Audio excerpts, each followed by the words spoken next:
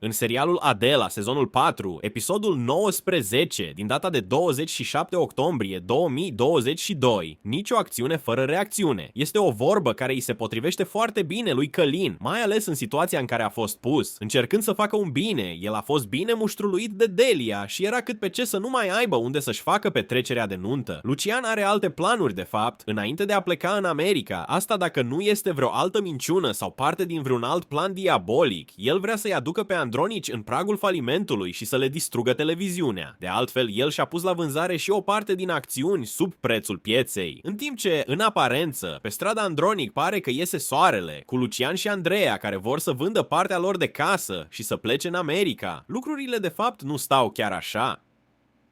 Nuț devine din ce mai înverșunată contra lui Lucian, motiv pentru care se decide să facă front comun cu Marta și să o ajute să-l înregistreze pe Lucian în timp ce mărturisește crimele făcute.